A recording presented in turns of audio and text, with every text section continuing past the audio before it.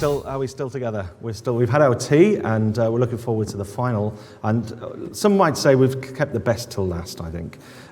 This final session, we're going to explore the role of standards in shaping a better future for people. And we're going to have a closer look at areas such as social value, social responsibility, equality and inclusion. So I think without any further ado, I want to get our keynote speaker up on stage because I want to hear from him, and I'm sure you do.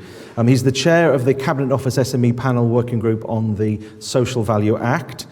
He's chair of FSB's Social Value Policy Unit, CEO of Social Value Experts, a member of the National Social Value Task Force, and an innovator of the public-private sector partnership models to deliver social impact. Can't think of anyone better qualified to speak to us on this topic than Arnab Dutt. Arnab.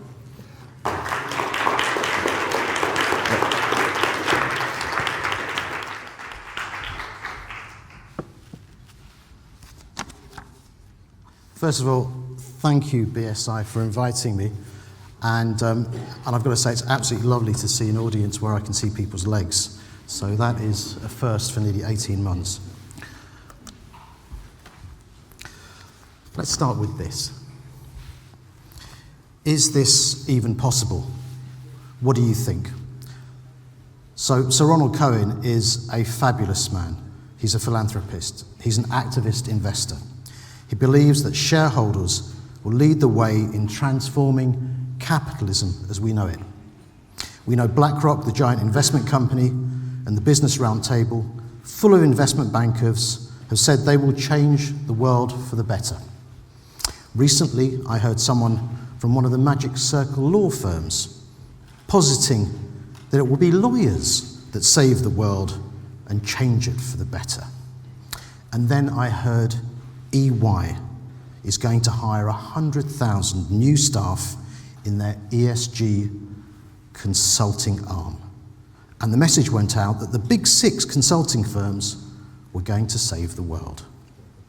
So who is going to save the world and make it a better place for future generations? All of them, as well as people like you and I, our friends, families, children, and small business. But you can already see the scope of greenwashing and the sound of tills ringing. And some people see saving our species as a golden opportunity to make a lot of money. Can we do both? And I'll be happy to discuss that later with you on the panel. But first, I should sort of introduce myself. My name is Arnab Dutt. I am a small business owner. I'm an entrepreneur, an investor, in other words, someone completely unemployable. I'm also chair of the Social Value Policy Unit at Britain's largest business membership organisation, the Federation of Small Businesses. We have 165,000 members in the UK and have a network of hundreds of thousands of more SMEs, and we seek to represent all the small, medium-sized businesses and the self-employed in the UK.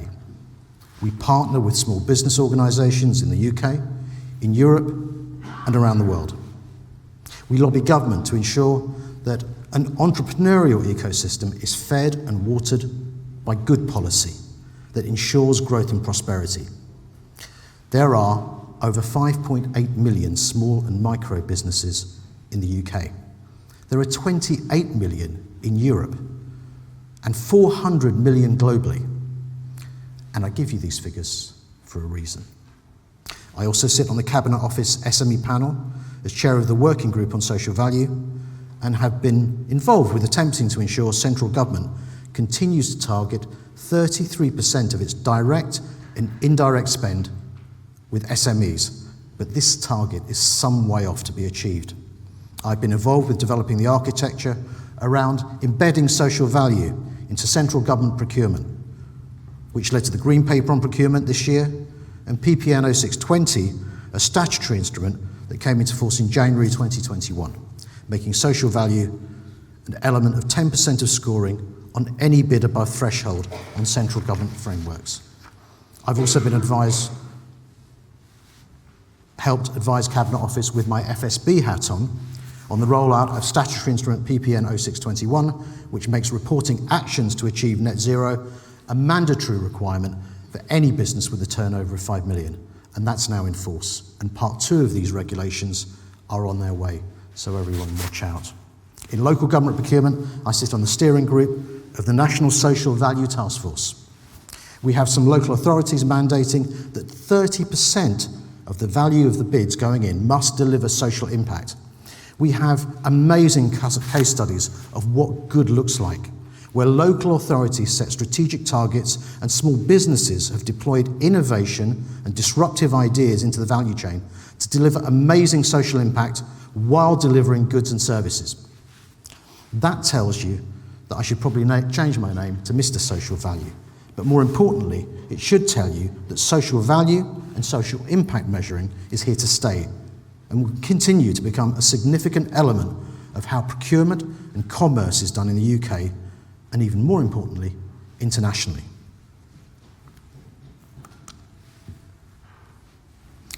So why this fluster of global activity now, after so many years of glacial movement? We've seen and heard a new generation across the globe demanding that we do things differently. They see the green swan of environmental devastation heading towards us. The harms that we have caused as a species to each other and our planet over the last few hundred years have accelerated and have become patently apparent through changes we witness all around the globe and the clear and present danger it presents to our systems of commerce and government. The IPCC report evidences it has the potential to bring about huge instability, threatening the very survival of our species.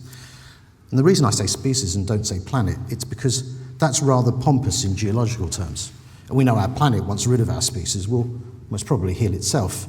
And that as the tectonic plates move towards each other, forming new land masses, our challenge will be whether our species continues to be part of this planet's ecosystem. So this must mean a joined-up approach from governments, from the finance industry, from corporations and small business, something that is yet to happen, in my honest opinion. So let's get past the geological and come back to the immediate present. And in doing so, I need to talk about the global COVID pandemic. This pandemic has had and will continue to have far-reaching consequences. It has already demonstrated the fragility of the global supply chains. It has revealed the structural weakness of our business systems and our governance architecture. It has, by its effect, revealed how deep and dangerous structural inequalities are. We have seen ethnic minority and black communities in the USA and UK and other parts of the world disproportionately affected in infection rates and mortality. We know that our social economic group will define our life chances, even with COVID-19. We know that COVID-19 is not an equal opportunity virus. It hurts the poorest countries hardest. And we have realised in the UK that in a deadly pandemic, an individual who owns a corner shop, perhaps from a disadvantaged community, delivering groceries to our housebound grandmother, is at that moment more valuable to society than an investment banker. You might even say that was always the case anyway. However, it has made us realise that even the smallest business is really important and is hugely socially impactful. The economic fallout from this pandemic continues to stretch the fabric of our civil society and our economies. But it has also shown us there are other ways. Flexible working from home, reducing our carbon footprint. The world saw the largest ever reduction in CO2. Our planet breathed better, even if we did not. SMEs globally had to innovate, adapt, and survive, and it proved we can do better when confronted with a global challenge. It is therefore incumbent on us now, and for future generations, to ensure that we learn those lessons, because other challenges are coming our way, perhaps even greater, and we must be more resilient. We must educate in order to transform social behaviour. We must evidence the economic and social benefits of what we do in business, and that means measuring and recording social impact in order to calibrate policy and improve it. We must empower to ensure that all businesses, big or small, have the tools and resources they need to grow with impact measurement at their heart. And we must embed this learning so that it becomes part of the DNA of all organisations. We stand on the threshold of a new frontier. This is terra incognita. We are going to have to learn how to navigate this undiscovered country, and we will inevitably get it wrong, and there will be unintended consequences. And more importantly, we cannot do this without the participation of all parts of our society. And when you look at the non-financial reporting systems that are being developed and that are coming our way from the EU and the UN Compact, addressing the UN Sustainable Delivery Goals, and many of the other non-financial regulatory bodies like SASB and GSSB, the one thing they have in common is they are not addressing small businesses. Small businesses employ 90% of the world's working population, and without their participation, we have no chance of achieving the COP30 targets or the UN Sustainable Development Goals. And this is an appalling oversight by the regulatory bodies, and we collectively need to put this right. Challenges faced by small businesses in onboarding and beginning a journey towards measurable impact, validating and recording is not being addressed in any way satisfactorily. This is the elephant in the room. But being the voice of small business here, you'll understand why I am going to put them at the heart of this address. And so should everyone, and especially the standards bodies like the BSI. Undoubtedly, many small businesses have been forced to think about their established business models during the pandemic. Many have adapted where possible to the changing environment. There are many examples of SMEs partnering with social enterprises to help with the distribution and manufacture of hand gels and PPE. Local small retailers have been carrying out deliveries to the vulnerable, the infirm and the housebound elderly. Local corner shops have been important in this, taking telephone orders where elderly customers could not order using digital platforms, and they could not leave their homes. Local shop owners continue making visits and delivering essential items. In terms of mental well-being and staff retention, even at this time, this is always something small businesses do well. SMEs have always been on the front line in delivering social and community value. But I think we as a society did not fully appreciate this before the pandemic. So I want to give you some figures from our FSB report from 2019, entitled Small Business Big Heart. We had over 8,000 respondents across the UK. 89% of SMEs offer their workforce part-time or flexible working. 80% of FSB members have contributed to their local community, including support for voluntary groups and charities. 78% have at least one worker over the age of 50. 90% have taken at least one worker from a labour market disadvantaged group. 41% offer work experience through community outreach. And 38% of them donate time and expertise into their local communities. SMEs do more social value because they are at the very heart of their communities.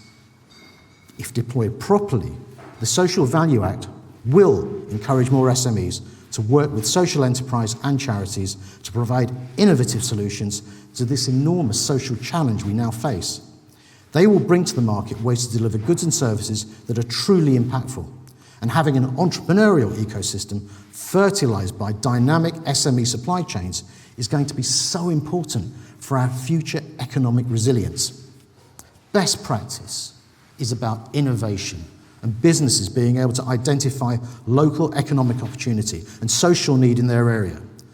There's a small cleaning company that I know in Nottingham on the supply chain of a global business, and they employ ex-drug addicts and ex-street sleepers. The social impact on those people in terms of stability, mental well-being, physical health, and economic productivity is absolutely enormous. Now, you multiply that sort of thinking, aggregate it, measure it, And it demonstrates that small businesses can have an even bigger role to play as an enabler and rebuilding our social fabric. Central and local government have a role to play as an enabler, but the solutions and leadership for social and economic challenges must be led by local communities who can build the appropriate architecture that suits their needs. Because we do need to do far more than just level up. We need to transform the UK economy to make it more resilient and share that prosperity. And we can't do it without the millions of small and micro businesses that are out there. I also want to quickly tell you about a recent survey published by the FSB that we have carried out with our membership regarding the engagement with the net zero agenda. It gives us a benchmark of where small businesses are right now. And some of the figures are positive, but in my opinion, they also show that we do have a long way to go and far more needs to be done to onboard SMEs onto the net zero trajectory. Out of those FSB members polled, 56% believe the planet is facing a climate emergency, but only 36% have any plans within their business to engage with climate change. However, 67% have taken steps to look at their energy usage to bring it down or transfer it to renewables. 64% are now doing more recycling, and 18% have invested in microgeneration. But only 9% have switched their car fleets over to EVs and will only do so by 2030. 54% say financial incentives such as low interest rate loans and grants from government to invest in net zero initiatives would encourage them to engage with this issue much faster. And 28% that the reduction in business rates would encourage them to invest in low carbon. So to me, this shows there is a growing movement among small businesses to address the road to net zero, but they need education, they need resources, they need government action, and there is a huge gap still to fill. The need to educate, empower, and embed ESG into millions of small businesses globally, starting with the UK, was the driving force behind me partnering with Oxford University to launch Social Value Experts, a social impact venture which seeks to bring about the end of working in silos and bring collaboration across government, local government, academia, finance, business organisations, charities, regulator, and standard setters. We need a coalition putting forth a joined-up, holistic approach to the way we meet the challenge of the climate emergency so that no one should be left behind and everyone has something to contribute. Social Value Experts is creating a digital platform ecosystem that will help to educate, inform and empower SMEs working with business organisations and providing a benchmarking tool that is easy to use for SMEs. It will help corporates and government drive that learning through their supply chains, and the data will provide aggregate impact across sectors and regions. It will be a network to introduce SMEs to the resources and tools they need to face the challenges ahead. It will seek to measure the aggregate impact of millions of businesses and use that data to inform civil society, governments, regulators, and standard setters what the real impact of policy is. And that means transparency through the supply chains to tackle problems we have, not only with net zero, but with modern day slavery, with diversity and inclusion, and remembering that 12 of the 17 United Nations Sustainable Development Goals are social. Behind SVE sits Oxford University and a host of other incredible global knowledge partners, and that resource is something incredibly powerful. And this collaborative environment, this network of solution providers, is what we are creating. We will keep you informed because we really want to work with BSI and the other standards bodies, but especially everyone in this room today. So my challenge to BSI and to you in this room before we sit down on the panel is, how can the standards industry partner with small business? How are you going to help? How are you going to help small businesses start their journey? How would you make it easier? How will you hold their hand to achieve this? So I am asking you for a shift in perspective. a shift from the approach that you may have previously taken. And if you do this, you, in this room, you become the real change makers. You become champions of small business. You enable small business to do more. And I want to ask you how the standards you are devising facilitate onboarding and engagement. How does it further the course of everyone playing their part? How are you going to adjust your prism, change your industry language, change your very approach to what standards have been previously? How will you help us in facilitating the behavioural change we desperately need? How will standards help us embed this change? I'm asking for your help because we don't really have any time left. If not now, when? And if not you, who? I'm asking for a global standards regime which provides encouragement, targets that are achievable, that sets ambitions to do more, to do better. Standards cannot be just about compliance. They cannot be about hurdles to overcome. They must be seen as beacons that SMEs can easily steer towards. Standards must be seen to be enablers, nudging us to embed behavioural change. Your role as standard setters is so important if we are to do this. What we're doing at SVE and our work at Oxford is about us working together, but not in silos. And I think if we do this, we have a chance of overcoming the greatest challenge in human history. And all of you here have a vital role to play. Our ambition at SVE is everyone using the same language to communicate, a strategy that is joined up, that is agile, that is flexible and can adapt.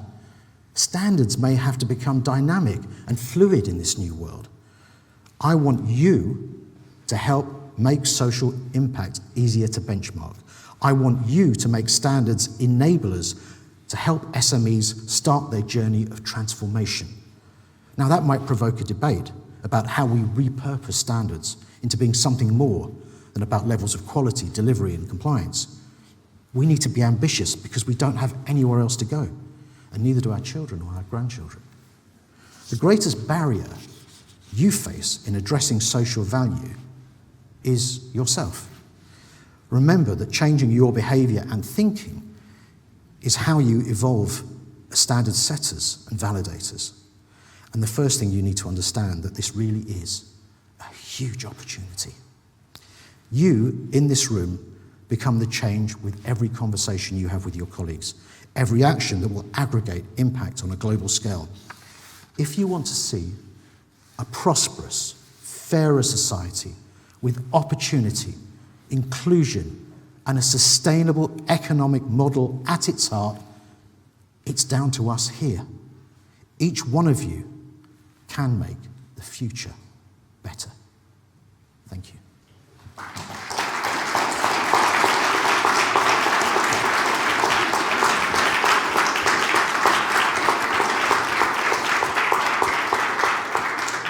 Well, Arnab, you said you were going to be clear and throw out a few challenges, and you've done that. I think you'll find actually a lot of support in the room for including some of those things you've spoken about in the standards world, and certainly your view on the benefits of standards certainly will resonate, I think, with a lot of people. Tell us about SMEs and the impact that not having SMEs included in this work, what the impact of that is. You know, for me, I think we spoke about this before, you know. Some SMEs have onboarded and understand the value of standards, some don't. I think we need a better ecosystem around communication. We need to be able to, and you're going to be really important in doing this, reaching out to those SMEs that you've probably never spoken to before, you've never engaged with before, because you need to bring them on. They have got to be part of the solution.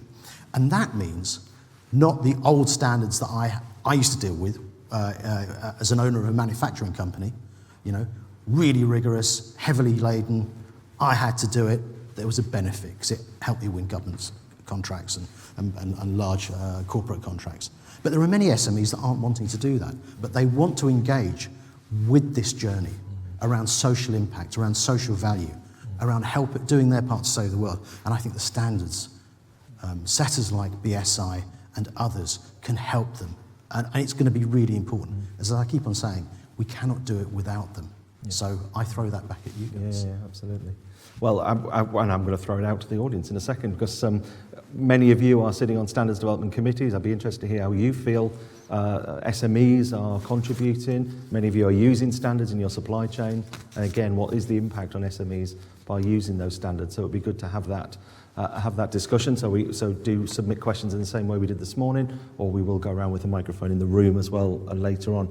To put it in a sort of global context then, we spoke quite a bit this morning about developing countries and where that's at. I mean, this isn't a British problem, and we're not looking there at a British solution. But are you seeing the same challenges elsewhere as well? Absolutely, and it's actually incredible. Funnily enough, people don't know that in India, there are laws and regulations around social impact and around inclusivity, which are built into government contracts. So we're not in isolation here. We are, in a way, setting a standard, and we are leading in many other fronts. And I think that's fantastic, where we as a country can set a lead and we can start trialling solutions. And as I said, we're going to get it wrong. We aren't going to get it right, because this is a new frontier for us.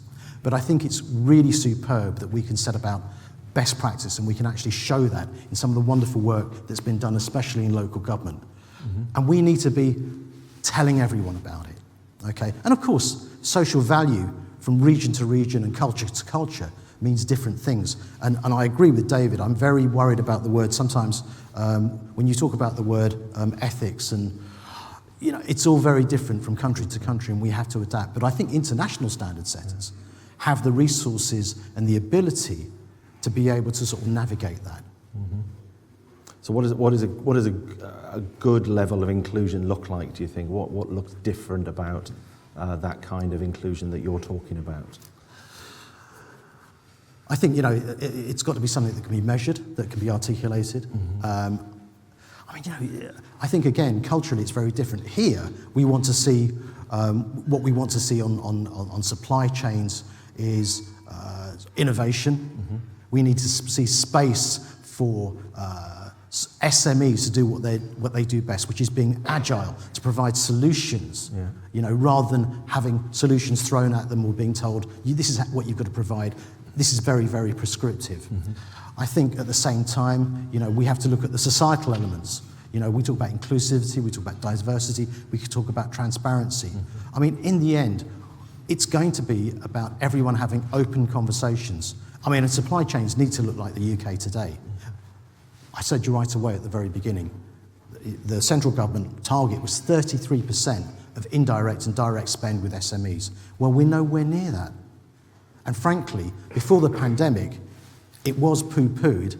I'm glad we don't have a source of it, as an idea that wasn't really achievable. Because frankly, the way we do things is okay. Because it's a lot easier to deal with a large corporate provider, a strategic supplier, than actually go out to the market and ask SMEs to come in and innovate solutions. It's never been done before. And many commissioners in government haven't got a clue how to go about that, though things are changing. So there is positive movement. And a lot of that's come around because of what's happened here over the last 18 or 19 months. Doors have been pushed open, new ways of thinking have come about, because we've had to think on our feet in a crisis moment. And there is some really good learning from that. But what it has shown is, if you open the door and allow innovation in, and we have fantastic entrepreneurs in this country, you can achieve so much. So what am I looking at? I'm looking at diversity, I'm looking at disruption, I'm looking at innovation, I'm looking at all of the talents that we have in this country, and having an ecosystem that facilitates all of them having the opportunity to put their talents up there. Yeah. And do you feel that SMEs are now in a worse position post-pandemic than before? Look, I think that SMEs, a lot of them have really been through the mill. But many of them have really risen to the challenge. So there's a mixed bag out there. There are some that have changed their business models. I mean, I know even, locally where I am, we have certain shops and certain small businesses that absolutely thrived during the pandemic because they were able to adapt. There are others that couldn't. So we have to learn from that and see what works. What are the measures that we need to build in to make sure that small businesses and micro businesses can be resilient, that they structure themselves? And that's very different, because a lot of small businesses just don't think that way. And that's why standard setters have a really important role because you have the expertise and the resources to help them perhaps change the way they look at their own business and think about resilience and adaptation. Arnab Dutt, ladies and gentlemen, why don't you come and take a seat? I'm going to ask our two panellists to come and join us as well. We'd like to come and take a seat as well. So we apologise that one of our speakers has not arrived today. He might have done what I did this morning and went to the wrong hotel. But Alu Garad is not here, I'm afraid. But we've got an eminent panel anyway. And I'm going to introduce, first of all, someone who doesn't need any introduction because she's already been on the stage to collect her award, Julie Hunter. Julie, the floor is yours. Thank you.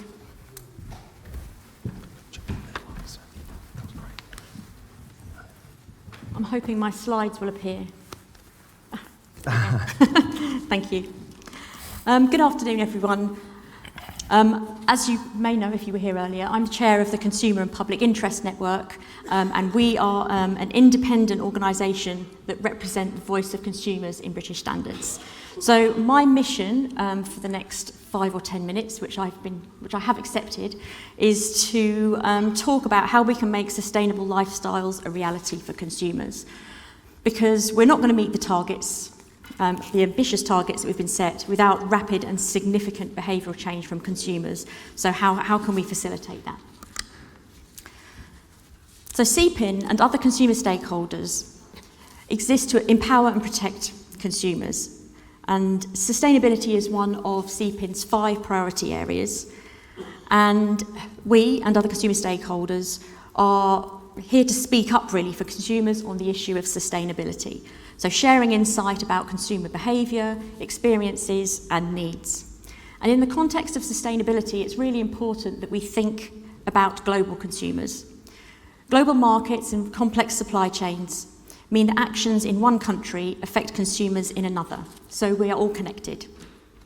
And by consumers, we don't just mean people who have purchased or used products and services.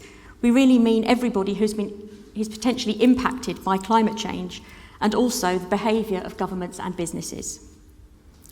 We hear quite a lot about the Sustainable Development Goals, but I just wanted to highlight the UN Guidelines for Consumer Protection as well, because they also have a focus on sustainability, setting out consumer rights and member state responsibilities. They say that consumers have a right to a healthy environment, protection from hazards to health and safety, consumer education, and clear information to enable informed decisions. And they also place a responsibility on member states and businesses to promote sustainable consumption. So really understanding consumer behaviour is really vital to understanding the solutions that will work. Research shows that consumers do have good intentions and they really do care about sustainability and they want to do the right thing. And lots of people are taking action. So you can see from the stats down the side, some research that Which did, 96% of people say that they regularly recycle, 81% use products in an energy efficient way. But research also shows that actions don't often match our intentions. So consumers are really unlikely to make sustainable choices that require significant sacrifices or trade-offs. For example, taking a longer or more expensive train journey when flying is quicker and cheaper. There are lots of factors at play, and we're not rational agents. We're humans with complex lives, different priorities, different incomes, and different personal circumstances. So we don't all have equal choice. It's really important to remember that options may be much more limited for consumers who are in vulnerable situations. Interestingly, Which has also highlighted a bit of a disconnect between what consumers or people actually think makes a difference and what actually does. So lots of people think that recycling and reducing their use of plastic is going to have the greatest impact on the environment. But in reality, it's more about the food we eat, how we travel and heat our homes. Not that the other things aren't important, but these things that we do every day have the greatest impact. So we really need to focus consumer efforts in the right places. So meeting net zero targets is going to really require rapid and significant change in consumer behaviour. And to do that, we need to unlock the barriers. It needs to be easy for consumers to make sustainable choices in their daily lives. If you think about recycling, that's one of the most common green behaviours, and that's because for a lot of people it's one of the easiest things that we can do. The first barrier really is information. We're bombarded all the time by complex information from multiple sources, lots of different green claims, and it's difficult to know which businesses are acting responsibly and who we can trust. So consumers really need information from trusted independent sources, and they need businesses to be transparent about what they're doing. The second barrier is cost. There's often a price premium for eco-friendly options, and for example, not everyone can afford upfront costs for solar panels or heat pumps. So we really need to think about how we can make sustainable choices more affordable for all consumers. And the third barrier is infrastructure. At the moment, we have a lack of the necessary infrastructure and facilities to make it easy for consumers to make that change. For example, lots of people told Which in a survey they're put off by buying an electric car because they're worried about where they would charge it. So in an ideal world, all products and services would be sustainable, and all choices would be good, ethical and eco choices. But the reality is that some businesses are doing a lot, some are doing a little, and some are doing nothing at all. Consumer organisations can be powerful drivers of change. They can demand that businesses do better. They can put pressure on government to facilitate change. They can also raise consumer awareness and provide that vital information which makes it easier to identify which businesses are behaving responsibly by highlighting good practice and calling out unethical practices. Ethical Consumer has been rating businesses on their green credentials for years, for example, and Which recently launched EcoBuys, where it tests products for their impact on the environment in addition to performance. And all of this really influences consumers' purchasing decisions. The green pound is very powerful. Armed with the right information, consumers can vote with their feet, choosing businesses that demonstrate responsible behaviour and avoiding those that don't. The challenge for standards makers really is how can standards help consumers identify which businesses are following good practice? How can we make standards more visible to consumers? So to give consumers confidence, businesses really need to embed good practice across all of their operations, from procurement, manufacturing, distribution and delivery, and also to meet consumer needs. Standards can help them to do this. CPIN does try to get sustainability addressed in all relevant product and service standards wherever we can, but horizontal standards which can be applied across multiple sectors can be more impactful.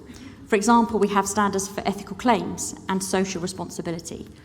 ISO 26000 is a really brilliant example of a consumer-facing standard in this area. Driven by consumers, it spells out what organisations can do to demonstrate social responsibility across their entire business. It makes them think about the impact they're having on the world around them, and I really think we need more standards like this. So, successful transition to a green economy requires really significant change in consumer behaviour, and we need to create an enabling environment for that change to happen. Vital to achieving that goal is effective collaboration between all stakeholders. So that's government, industry, SMEs, and obviously consumers as well. Legislation, policy and standards are all tools in the consumer protection toolkit, and they all have their different roles to play. But consumers must be at the heart of every viable solution, providing valuable insight into consumer needs and behaviour and what's really going to work. Without the consumer voice, there will be gaps in every solution. There'll be a vital piece missing, and we don't have time for gaps, and we don't really have time for things not to work.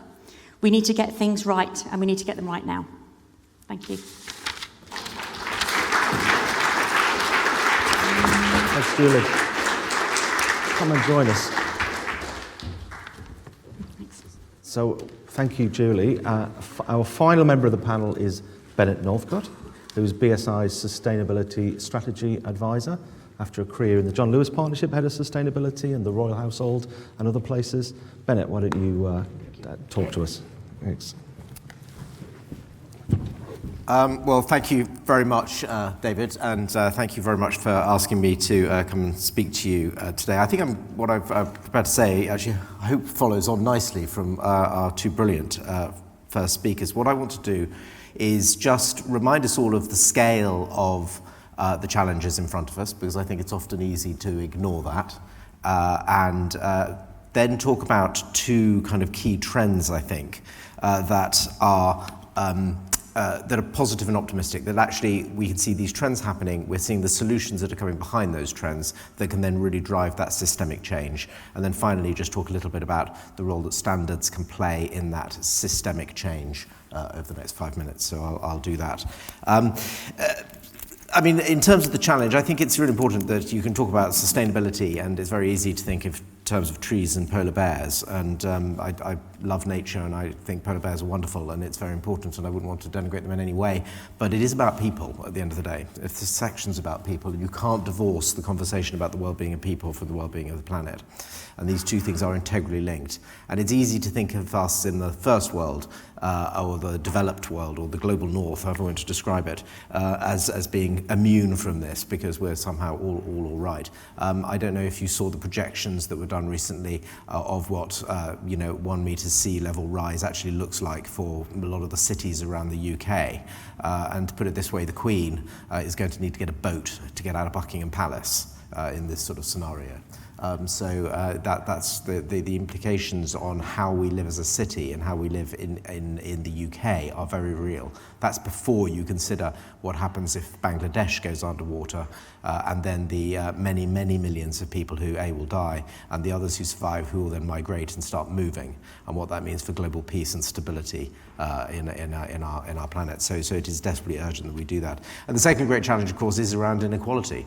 And one of the barriers to getting growth, getting sustainable growth in the global economy is because of the sense of inequality. India and China want to burn lots of coal and build new coal-fired power stations because they want to be able to develop to the same levels that we have and live the same quality of lifestyles that we generally live here. And it's the inequality between the way that we have perhaps created the problem and the developing world who haven't created the problem but wish to get to the same quality of lifestyle, and that structural inequality that needs to be addressed if we are going to solve some of these challenges. So the challenges are structural, they're systemic, and they're going to need real conscious, we can't ever ignore the scale of that. If we wish to shape a better future for people, which is, in a sense, is the title of this talk. But as I say, I want to talk about two trends which I think are hugely positive for us in this. Well, two trends which, if you like, are magic now for us to feel that there is hope on this. The first is really around transparency. I think it's what's happening at the moment, and I'm just going to talk a little. David mentioned that I spent some time as Director of Sustainability for the John Lewis Partnership, so John Lewis and Waitrose. So I just want to talk a little bit about some of the trends that we're seeing in supply chain transparency and the need for some of the standards that exist perhaps in all these areas that are going to need to adapt and update over time for this. In supply chain transparency, we are really not far away now from the QR code on the product that will be able to tell you the worker who stitched your clothes in the factory. We are some way away from that traceability, going back to some of the farm level around fabrics and cotton or wool and the welfare standards that might exist around some of those core commodities, but that is going to come very soon too. A company which you may know of called Provenance, a small enterprise but backed by eBay, are really pioneering the use of blockchain to capture the custody of produce as it goes all the way through the complicated global supply chains. So the consumer at the end or the retailer at the front can actually be able to see that and capture that information. And it's very important for this transparency trend, which is also backed up by increasing need for corporate disclosures in this space. So in COP26, you'll have heard the Chancellor, Rishi Sunak, announce that all UK corporates are going to have to not only now declare their sort of their carbon footprint, they're also going to have to declare their net zero transition plan and say what they are or are not doing within that. So you've got this level of disclosures going on, so companies having to formally tell people what's going on, combined with technology coming on board that is really exposing and opening up those supply chains. And the challenge for the standards makers is, as has already been said, is to keep up to speed with that. The second big area is, I think, around a more sophisticated understanding of corporate purpose. So at BSI, we're currently working on a new PAS, PAS 808, which is actually named after the 1990s dance band, 808 State, but that's how we chose the number, but PAS 808, which is really about sustainable purpose. And it's about really capturing those core principles that sit behind what is sustainable purpose for a business. And in only the way that we as standards makers can. We've brought together all of the various different competing schemes, so B Corp, Blueprint for Better Business, Cambridge Institute's work on all of this stuff, and we brought them all together to try and define some of these core principles about sustainable purpose. And what that's doing is it's really unlocking this purpose conversation for businesses who understand that there's always been this struggle slightly in a purpose conversation between my purpose is to make money for my shareholders on one side against my purpose being some sort of higher level CSR type goal. And what this work's doing is really bringing those two things together in terms of your value to society, both in pounds, shillings and pence, and in positive environmental and social outcomes. So that PAS work is coming through first. It's getting a lot of support, and I think over the next year or so, we're going to see that deeper understanding of corporate purpose coming out through the role. The final thing I'll say very quickly is about the role of standards more generally in the systemic change. If we're going to hit our net zero targets that everybody talks about, then, and by the way, at the moment we're not on track to do that, and all the numbers are still heading in the wrong way, so the scale of shift is huge. But if we're going to hit these changes, then we're going to need to see dramatic change rolled out globally very, very quickly. When you look at the mechanisms that are available to help do that into the global economy, actually there are very few. And in fact, one of the only ones we think that is really robust enough to deliver that change into the global economy is the ISO system, if I can put it like that, because it uniquely has this relationship with 165 national standards bodies, of which you, BSI, we are such an important part. It has this brilliant network, and each international standard, once it's agreed, whether it's proposed but a national standard and being pushed up, then becomes the de facto international standard, and it can then be written into local laws and regulations and applied locally within that local system, because every economy is different and every form of regulation and government in every different country is different. And that ability of our system, and what we need to do now is ensure that our standards really are up to speed in order to help drive the transition that we're going to need over the next period. So I think standards have a crucial role, if not the most crucial role, in driving the change that we need so that we can deliver some better outputs and shape a better future for people. Thank you very much.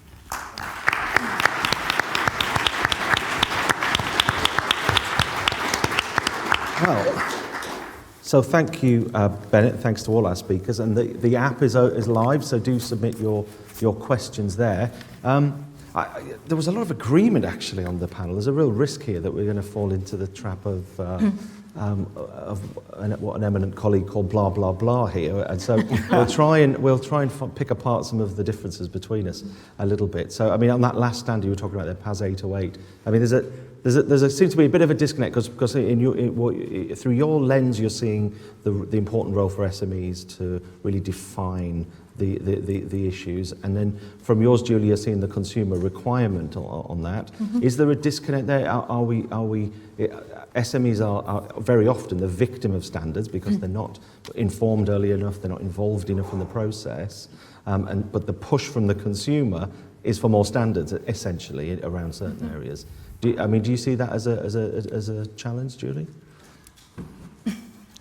I mean, all the different stakeholders really have to collaborate together to make sure that consumers have this enabling environment I was talking about. So standards do play a role in that, but you obviously need the framework as well from government. You need that in place to set the foundations. Mm-hmm. So I think businesses do need standards so they know, those that want to do better can follow that good practice to create that enabling environment, to create the transparency of information. So I don't think we're not disagreeing. We're all just part of the same, wanting to have shared ambitions, really. Yeah, I agree.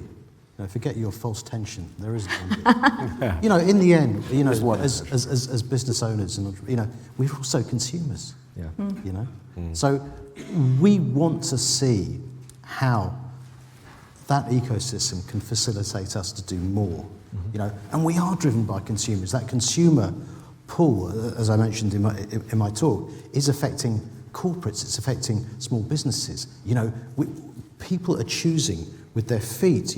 They look at a business, they look at how it behaves, and doing good is a wonderful way to retain staff and to attract talent. If you want your business to grow, and it is about the people, doing what we're suggesting is a fantastic way to actually future-proof your organisation, whether it's a social enterprise or a business or anything. I mean, in the spirit of friendly debate, I'm tempted just to tease that out a little, if I may. So I was, as I say, I was Director of Sustainability at the John Lewis Partnership. So one of the things we thought long and hard about was our purpose and our role, and we were an organisation that had purpose written into our core, and indeed the purpose of the organisation was the happiness of people who work in it. That was the goal through worthwhile employment and sharing the benefits of ownership.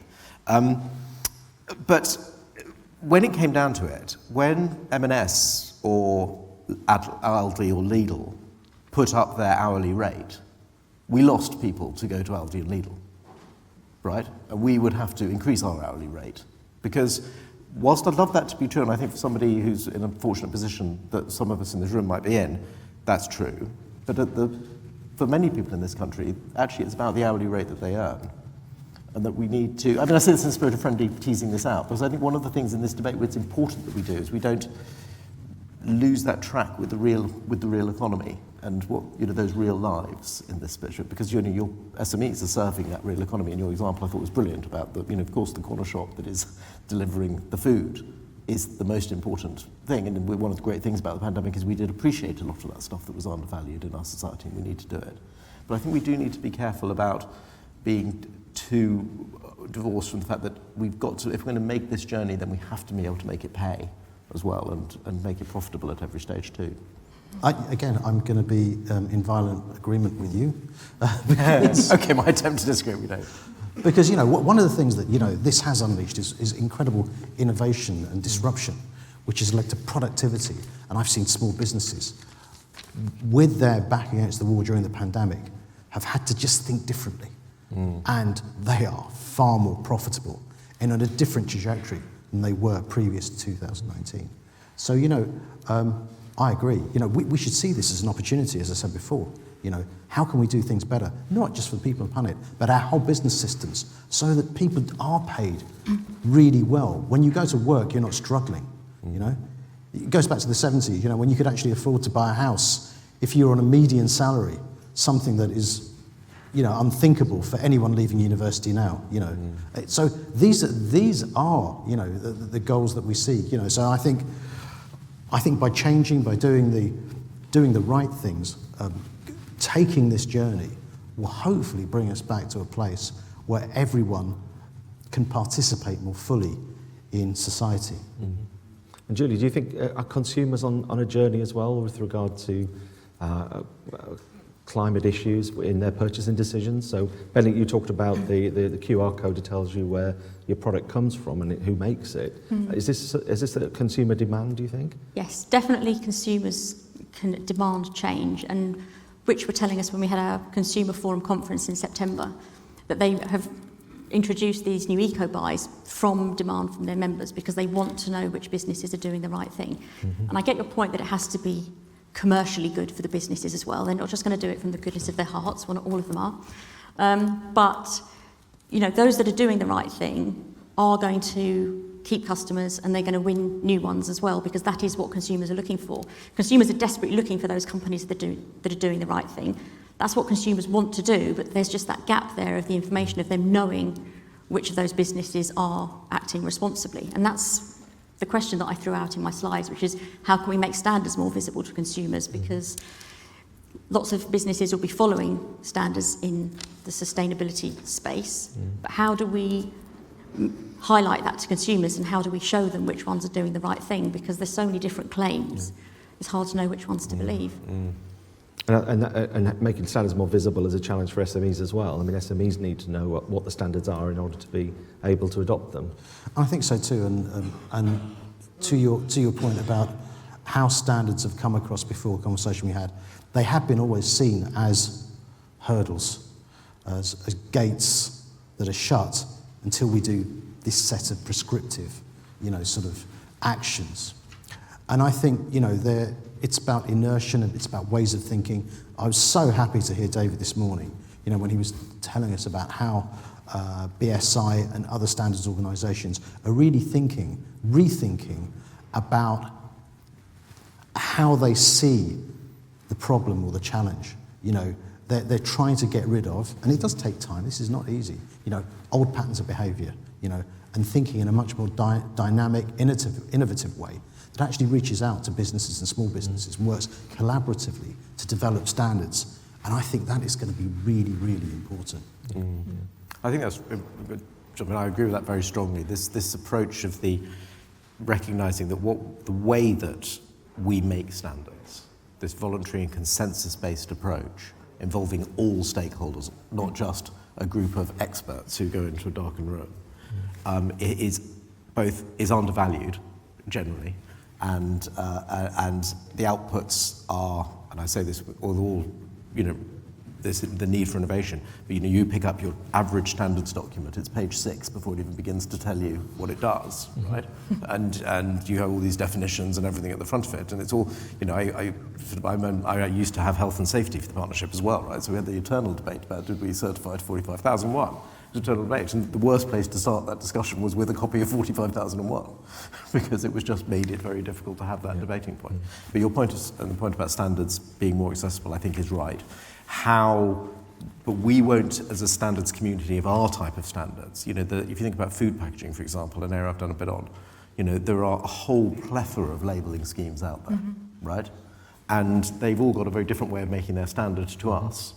And I think what we need to do is we've got to make people understand our approach to standards making and why it's different to FSC or Marine Stewardship Council. If you take Marine Stewardship Council, a label that has had NGOs attack it for not being good enough because of the way that it makes its standards. Because what happens is you have a bunch of scientists who, in the end of the day, the scientists go off into a room, shut the door and come out and opine on a particular standard. Not our open approach. So that's part of the transition. The standards and standards, I mean, and labelling obviously can be really important to consumers. If you look at energy labelling for white goods, for example, the only thing is that doesn't really take into account all things. Only takes into account performance, not necessarily in manufacturing as well. So what I was talking about earlier about it needs to be the entire life cycle of the product or service. It needs to be the whole consumer journey that's taken into account. But something like that visible, green, amber and red for sustainability on products, is very easy for consumers to recognise. Like we get energy values on food or health and nutrition values of food. So we've got a couple of questions that have come through from the app. We will go around with the microphone, so if you've got a question in the house, put your hand up and we'll make sure that somebody finds it. We've got 2 already on this, so we're going to start this side first. 2 here, and then we're going to come over to this side. But from the online portal, this morning we spoke about the actions we need to take to safeguard the planet and started to bring people into that conversation. So how do you see the environment and social aspects of ESG intersecting?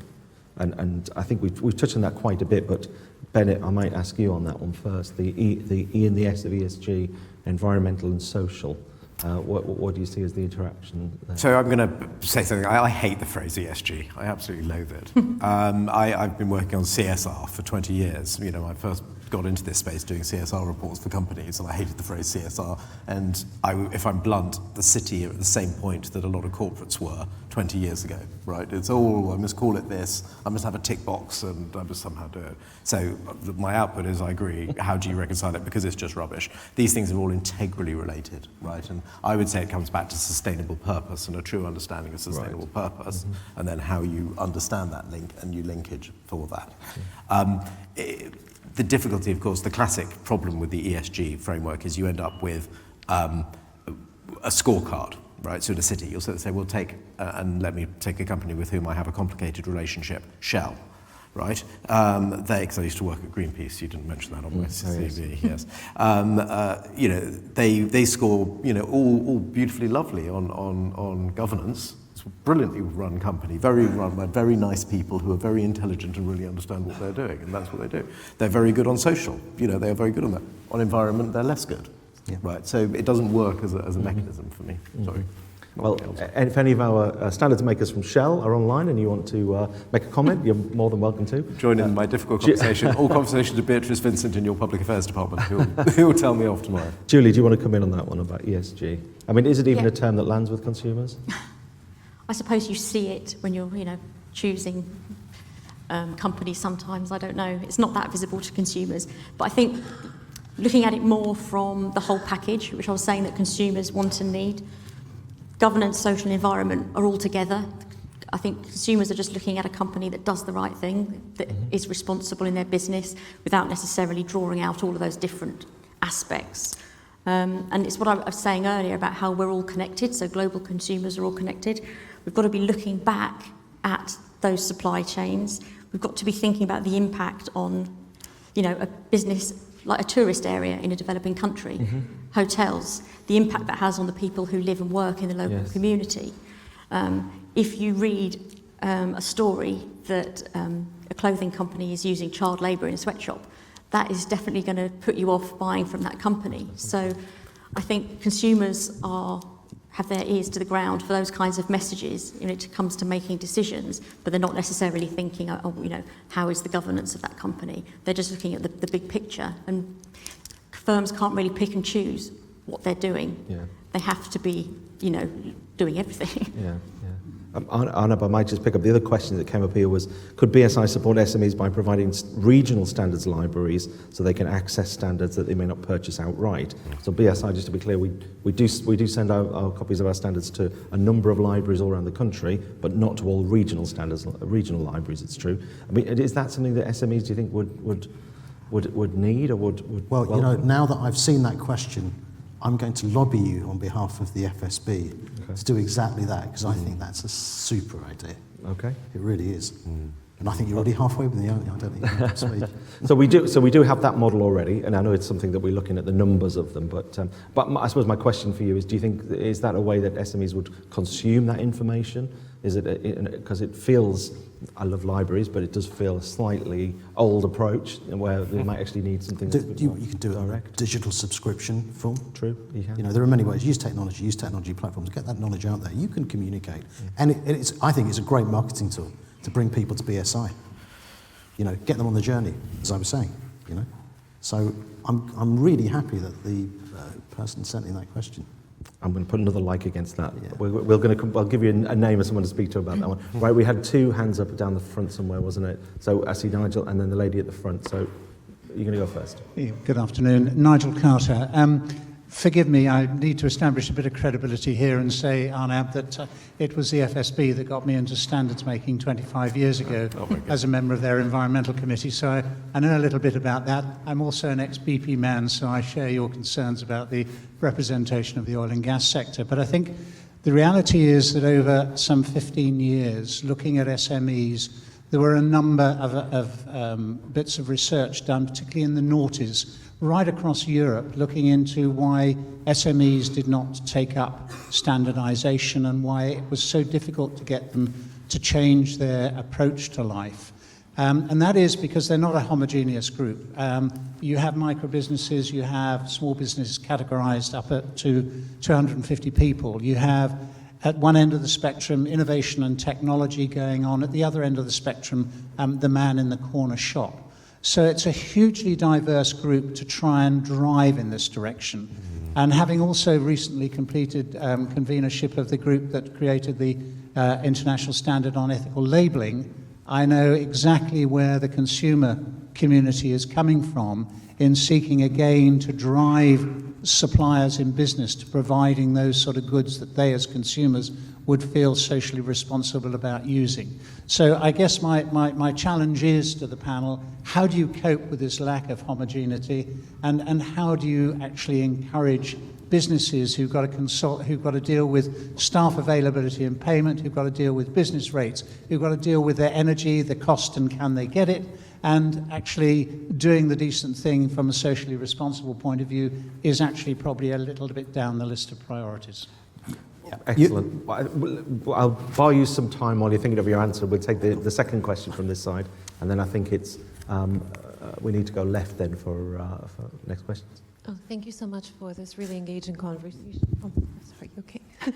I really wanted to ask you, when we talk about engagement of different individuals and groups and communities in drafting standards, how do you see a possibility of having a wider discussion? Because we certainly lack diversity, we lack inclusivity, not for not wanting to engage people, but perhaps for not having a very good methodology that we utilize in the world that is very fast-paced, and especially in a digital community these days. I sit on the Committee for Sustainable Finance, so I certainly see that, and I'm very curious, how would you perhaps have some advice? How can we remedy and be more inclusive and diverse in what we do?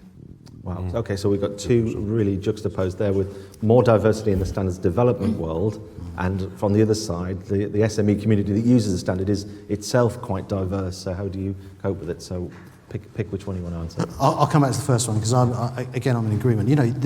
What the challenge is absolutely germane, and we see it all the time. How do we, within the SME community, there are hierarchies and different constituencies. It's not homogenous. You're quite right. And the levels of development between, some SMEs and others. And we're talking about, a window cleaner. We've got members of the SME, of SBU, a window cleaner. So you've got everything from high-tech firms in the city all the way. And it is a real challenge. It is a real challenge. And I can tell you, it's a challenge we're dealing with, and we don't have an answer. All we know is that there are different hierarchies, and we're going to have a model, right, that's fluid enough and adaptable enough to work with as many of those constituencies as possible. And frankly, it's a huge challenge. And we're not, and again, as I said, we're not going to get it right. But it's something we've got to do. How that the language of the tech firm or the tech entrepreneur in the city and the window cleaner or the carpenter, we're talking two completely different languages, different cultures, but we still have to reach out to them all. Yeah. And that is the big challenge. Yeah, that's the challenge. Julie, which of those do you want to pick up? On this question, I think in terms of getting more businesses to take up standards, especially maybe SMEs, we need to do a bit of myth busting here, because it's not necessarily the cost of buying the standard in the first place that I think is the biggest barrier. I agree they should be available, for more knowledge sharing. But it's more about the perceived cost of implementing what's in a standard. And that's where we need to do the myth busting, because actually, if we can sell the benefits of using standards and how that's going to help your business, making sure that the products and services are fit for purpose, making your business more efficient, making it more cost effective, reducing complaints, then all of that will encourage people to take it up, and maybe that reduces, it breaks down one of the barriers for smaller businesses as well in terms of taking standards up. Yeah, absolutely. More on education.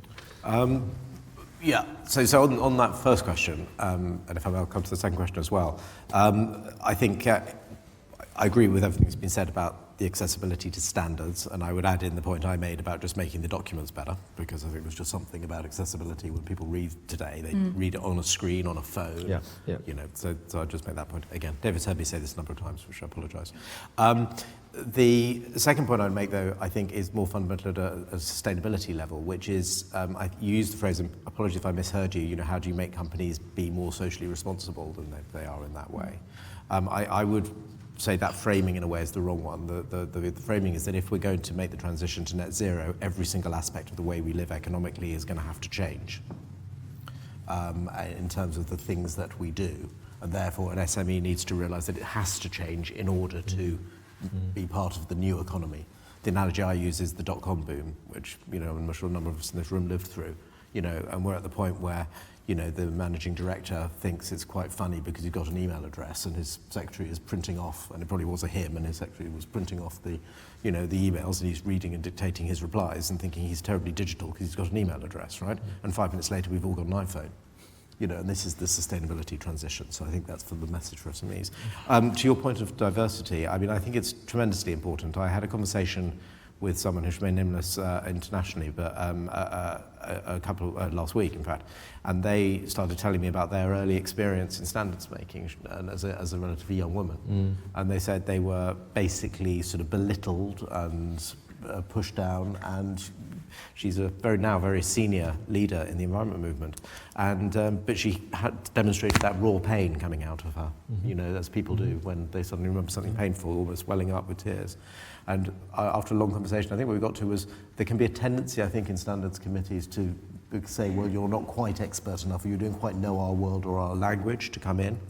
And I think we need to be really conscious that we need to be welcoming to people who don't know our world. And as people come in, bring them in. Okay. I can feel our standards makers engagement inclusion manager jumping up and down there, just because she won't let me get away with not mentioning the fact that we do have some diversity and inclusivity programs, lots of them, and we're trying desperately to improve the take up. And thank you to all the committee chairs. I know lots of them are online, some are here, for all the work you do to try to improve the diversity and inclusivity of our committees, because it's absolutely super critical. We know that diverse groups make much better decisions for a start. If it's okay, then let's go over to the left-hand side. So put your hands up if you're waiting in a queue on the left-hand side, and we'll get them. Yes, as a chair of many standards over the years, for many standards committees, one of the problems we've had really is engaging people from the SME sector for good reasons, and also from consumers. And this is going to be an ongoing problem, yet we really need those people to be there, because they are key people that need to have their needs met, and they cannot afford the time, the money, whatever, to actually be present. And I just feel that really, BSI perhaps should get on to BASE to actually provide support funds for this very important part of the community that are underrepresented on committees, that yet need to be there to get over the view as consumers or as SMEs. I know it's diverse, but you can, in each committee has a diverse community anyway, or particular focuses. And I think we should be looking at that, because that may address some of the problems we have that have been raised anyway. Thank you. Good. Okay, and another question, and then a question at the front. I'm a little bit hesitant and actually not qualified to speak. That's how I feel. Can I follow on from what the previous questioner said? Because I'd like to build on that. I don't have a financial background. I'm not an economist. I'm not an accountant. My background is in occupational medicine. And so I know a little bit about people, and I know a little bit about working in large corporations. It's the nearest analogy I can think of in medical terms is if someone has a tumor growing in the body, which is absorbing all the nutrients and causing the rest of the body to fade away, then one of the things we need to do is to try to restrict the growth of the tumor, to remove it, to resect it, to kill it, or just to subdue it some way, so that the rest can survive. And I think that one of the issues about SMEs, the fact that they're not in regulations, in standards committees, etc., and I firmly believe in standards and regulation. I come from a very regulated discipline. The medical discipline is completely regulated. So I'm not against it. Neither am I against great corporations. But it seems to me that the large corporations have a big sway in this country. They have a lot of money, and they have enough clout so they are able to pay as little tax as possible. So all these regulations that we make for the large companies, they're very, very difficult to apply to little companies, because the SMEs and the micro-organizations, because they don't have the ability to respond to all these demands and regulations. So the other analogy I'm thinking of is that in this country we have protected people, protected groups of people, even protected animals. Mm. And is there any reason why we cannot protect SMEs financially in a special way, using trying to use large companies to either pay more tax so that can be offset against SMEs, for example, or in kind, in training, in education, in helping them how to do their, their yearly accounts, their this, that, and the other, and how they respond to health and safety, how they respond to all the various demands that society seems to expect from them. So we have a level playing field in terms of requirements, but we don't have a level playing field in how we look after them, we nurture them, we grow them, so that the 90% of our industry, businesses in this country, they are the engine of the economy of this country, and yet they cannot find a proper place. I'm so sorry, I think I kind of not expressed myself clearly, and hope that I haven't lost you all. Thank you very much. No, that's a great question. I'm sure that Arna was ready to jump in on that one, but we had another question down the front, I think, didn't we? Yeah. So the microphone. Hello, I'm Jim Sibley. I'm the chairman of SEN TC237 gas meters. Nice. Very interesting conversations. But this point of SMEs is quite interesting because you seem to be throwing the back at the BSI rather than taking on board yourself what needs to be done. You need to be sort of joining in the conversation, trying to get your members to get involved with strategic standards making that's going to be of interest to them. Obviously, the point that's been very, very valid is the issue of diversity. It's not as though you're going to just do it for one standard. You're doing it for a whole of an industry. As you say, that could be the guy in the car washing machine to a guy doing some financial work in a small office. So, you know, I just put the challenge back to you and say, how are you going to get involved, rather than saying this is a BSI problem? Okay, well, there's it. So where should we start? Julie, do you want to go first? Yeah. Thank you. I think it addresses all of the questions, actually, because it's around the stakeholder engagement. So we know that BSI and European standards organisations have responsibility to include all relevant stakeholders. But there needs to be recognition that there's an imbalance of power between those different stakeholders. So you've got SMEs and consumers, particularly, I would say, which don't have the same size, same resources, same budgets. And I think if we're looking at getting more inclusive, like diverse voices included in standards, we need to think about new and innovative ways that we can engage with those stakeholder groups, particularly those that do have less resources, to make sure that their voice is equal, because their voice is supposed to be equal. For example, at CPIN, we have a consumer representative who will sit on a specific standard, but they don't just speak alone. We'll go out and we'll engage with other groups within, you know, the consumer stakeholder group, with other organisations. You could do things like stakeholder workshops to, at the beginning of the standards process, to look at what are the key issues we should be addressing, and you know, there's something that SMEs could do as well.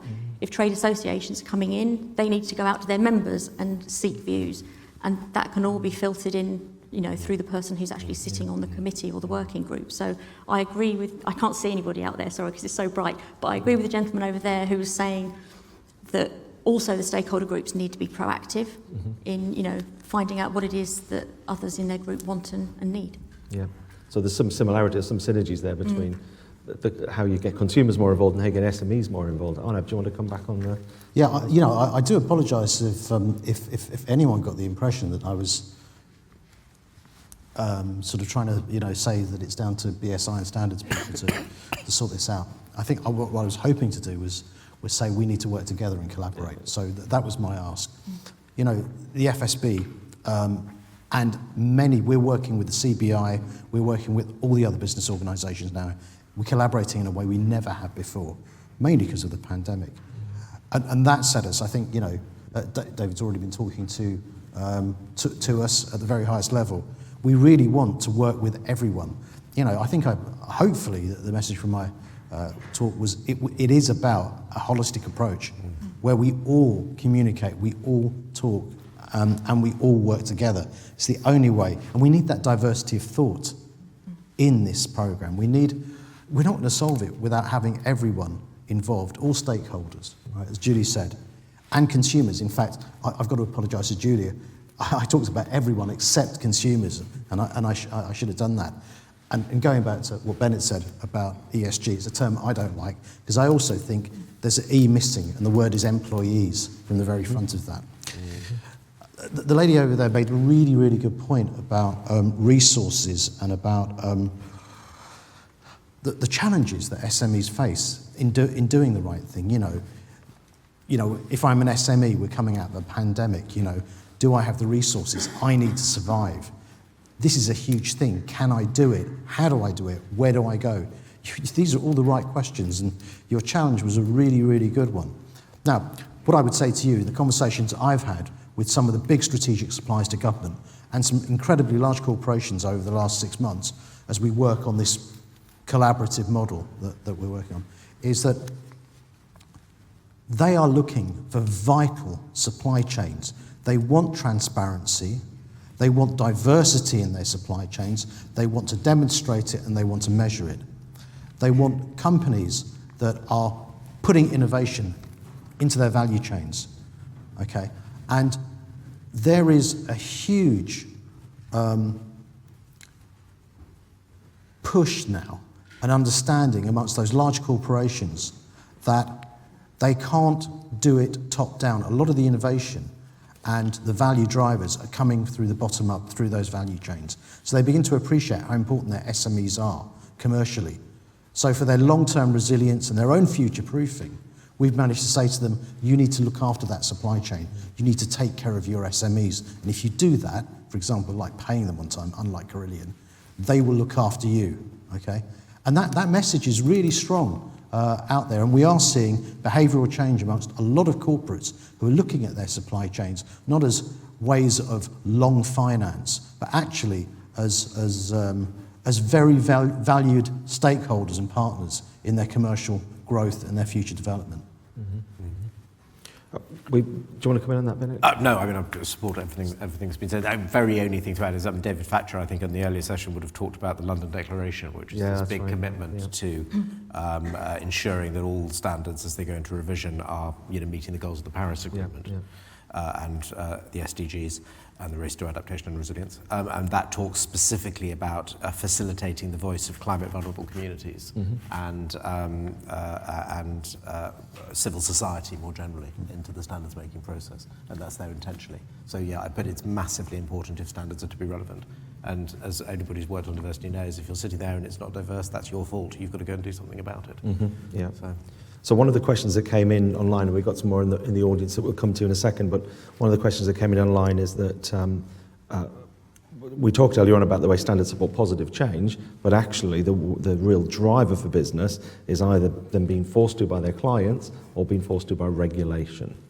So what examples of actions that could be taken by those bodies to promote their use by extolling the value, because this is often absent. I mean, is that, maybe you go first on that, Bennett, is that something that resonates with you? Well, absolutely. And I'm back to my point about trying to sell 45,001 into the John Lewis Partnership about why you'd want the time and effort to do that for the benefits of it. And I think making those tools on the accessibility there and not just leaving that to the consultants who are trying to sell the service, I think is important. Susan Taylor-Martin, the Chief Executive of Bsi, talks, apologies if this has been said earlier in the day, that sees standards as the cheapest form of consultancy. And I think that's a very good way of looking at it, seeing them as the cheapest form of consultancy. But, we've got to make that clear and make it accessible. So as opposed to, I've got a pitch in from some big consultancy who's going to want to charge me £150,000 to implement this. Julie, do you want to come in on that? Yeah, I can just give an example there. I like your point about it being the cheapest form of consultancy because having that multi-stakeholder process does really make it unique. Standards can really underpin legislation, also regulation, and one good example of that is BS 18477, which is about consumer vulnerability and inclusive service.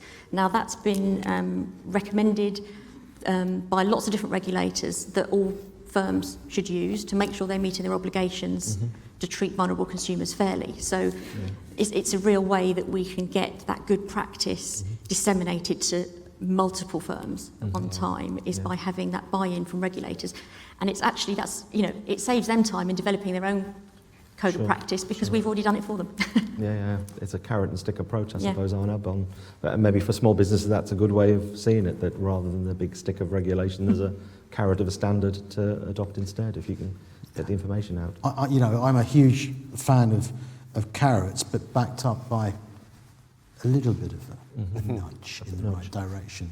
But yeah, I think, you know, we have to bring people with us. You know, that's the most important thing. You know, we've got to get away from that prescriptive, you've got to do this, to, you know what, it's going to be really good for you if you do it. Yeah. So there's a challenge there for us all to extol the virtue. We've got a question from the middle. Great, thank you. Dave Hawkins, Institute for Collaborative Working, but also the chair of the ISO committee that produced the standard on that. And I've just got a couple of observations here sitting. Firstly, we've talked an awful lot, about almost every speaker today has talked about collaboration, but I haven't seen anybody discuss what they really mean by it, and that's just an observer. But I think there's something interesting that I'd like to throw into the pot. One of the things that I challenge is the one-size-fits-all approach to standards and the value that we place on certification, which is a big resistance from SMEs who do not have the resources and the bandwidth to put it in place. So I'm going to be a little bit critical here because you mentioned FSB and the SMEs in the UK. Our international committee decided that they would come up with a short form standard as a guide for SMEs to get them to understand the principles of collaboration rather than a total commitment to 183 requirements. And we just published, through ISO again, a parallel guidance for corporate organisations to understand how they can make themselves more accessible to SMEs, led by a comment from a guy from IBM that said we need the agility and the talent, but every time we bring them in the building, we crush them with our processes and bureaucracy. And I wonder if there isn't something for BSI to think about, to look at these standards and say, how important is certification versus adoption of good practice? And we've been piloting through the Institute, through our members, the ISO 44003, the SME guide. And what's coming back to us from our corporate members is, do you know what? We haven't been listening to our SMEs, and we're learning more about ourselves than we are learning about the SMEs who we buy from. So it's just a thought to put back that some of these standards have become so ingrained that the whole issue is about certification. And if I'm correct, David, if you go back to the original Royal Charter, it was about sharing best practice, not sharing certification. Although I think there's a value to it. But I throw that back to all of you because I approached FSB when we started looking at it from a UK perspective for SMEs and couldn't find anybody who wanted to play. And that initiative was driven by our Italian friends with their SME community who said, we need to do something because we've got the same problem as the UK and everywhere else as well. So there's a comment back for all of you there. Some criticism, some credit, but I think you're right to look at it, but I think we're looking at it from the wrong direction. Well, maybe we'll pick up that point about marks and certificates because we're coming to the end of it, but let's try and capture that point. I think, David, our Royal Charter says something about helping organisations through simplification and standardisation, and I think certification and marks all come a bit further down the list of ways that we can do that. Any comments on certification and the value and the challenges from a BSI group perspective? Maybe first, Bennett, do you want to? I mean, from a BSI group perspective, I always think I'm very new to the world of standards, and I still think it's fascinating, really interesting, and it's hugely important and very exciting. But the clearest explanation I had on it was when somebody said to me, you know, actually the way to think of standards, it might well have been David actually, is to think of them in three layers of, you know, principles, process, and measurement. You know, as these kind of three layers of standards, principles levels, process levels, and standards levels, and the measurement levels. And I think, you know, treating certification with due caution all the way through that as well, I think is really important, right? So actually you don't need to, you know, you could pick up, and actually, you know, where we got to with 45,001 of the partnership was we just picked it up and just started using it. We said, let's not worry about trying to certify against it, right? That's the confusion. That's what's stopping. That's a disenabler to us just getting on with it. Yeah. And actually, you can then, you know, say, we'll start there, do that, but then we might then choose to certify against it at some point. But we don't need to. Yeah. We'll just keep on going on this, and you can give us get an answer, but at the end I will ask you all to come back with one thing that you want to see changed this year. But in the meantime, Julie, certification and marks, what the consumers are obviously slightly conflicted on this. Yes, because we want standards and businesses that are doing the right thing to be more visible to consumers. Yeah. But then again, we don't really want them to be confused by too many different marks and numbers and things like that as well. So it's just trying to find the right message, I guess, the right balance to get the message across to consumers, because they do need that information, but it needs to be in a way that's very clear and transparent and easy to understand. Yeah, because if you see a transit van on the motorway, it's got 1,000 certificates on the back window, and you don't really know what all of them mean. True. Arnab? I'd like to meet that gentleman later. And you can collaborate. Yeah, because that's just brilliant what he said. And you know, I'm a big fan. I think we've been looking at this around, you know, hierarchies around capability, which eventually leads you to maybe being able to complete a standard, but it's actually starting that journey. So I think the idea of the collaboration and beginning that journey and starting putting in place those elements that will eventually lead you, should you want to do that certification, is really important. You know? And I'd love to have a chat, because if you've got some ideas you can share with me, I'd love to hear some more about that. Dave's got lots. As somebody said online there, one of the questions, companies publicise their certification to ISO 9001. Maybe their environmental credentials should be more to the fore rather than that, but that's another question. So as we're approaching the end, I'd just like you to have a think about, if we come back here in a year's time and the four of us are still here, what is the one thing that you'd like to look back on and say, well, after that, actually, this happened, and that's had a material impact in the work that I'm interested in. We're going to go this way. I'm warning you now, Bennett, from around this way. So yeah, if there's one thing that you think on the back of where we sit today, coming out of the pandemic, hopefully, with the focus on carbon reduction and building back better, to coin a phrase, what would you like to look back on and say that was a real result, actually, over the last 12 months? It's like that difficult question at the end of question time, isn't it? I'll tell you what you do. I would say, at the end of the day, that the standards world is seen as more accessible, more broadly. If there's one most overriding challenge, is that we get out of we all love I love detail. I'm a policy person, right? I love going in, and I just love all those discussions. I, get really energized in that. But we can turn other people off, and they look at us and go, we've got to open ourselves up and let the light in and realise just what we've got, because it can save the world. Very good. I wish I'd come to you last. That's a very inspiring. But Julie's going to beat that. For me, it would be true collaboration, and that's not just ticking a box to say that we've spoken to this person and this person. It's really a mindset that everyone is involved in decision making, and that the experiences of different stakeholders are valued and recognised and appreciated, and that we can understand that we can learn from those to actually build stronger, better standards if we truly value all those different voices and perspectives. Excellent. Thank you very much. Last word to you. I wholeheartedly agree with my colleagues on the stage here. And what I'd like to see is what we've started already, and I think what we started here today is this conversation. And I want this conversation to evolve. And I want us to be a sharing of ideas. And I want the new standards, as they develop, to have full input from every single stakeholder, that they affect. And that includes consumers.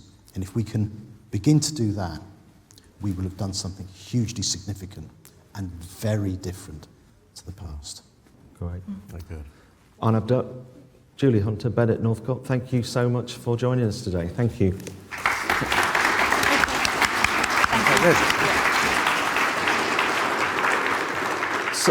So we're at the end of our time. Thank all of you, wherever you are, wherever you've logged on from to join us today, and in particular to those of you in the room today, thank you for going to the trouble of joining us. Thank you to all of our speakers and all of our exhibitors as well in the marketplace, and everyone who's put this on, and in the Standards Makers Engagement Inclusion team at BSI. You will get a feedback form, so please do complete that and give us your feedback about this event and what you'd like to see on future events. We will be back in the spring with another event next year in autumn as well. But that's all from us. Thank you very much, and I'll say goodbye to the people online. And for those of you still in the room, there's some drinks available upstairs. I apologise to those of you online, but for those of you in the room, on the balcony, we'd be delighted if you'd join us for a drinks reception. Thank you very much. Thank you.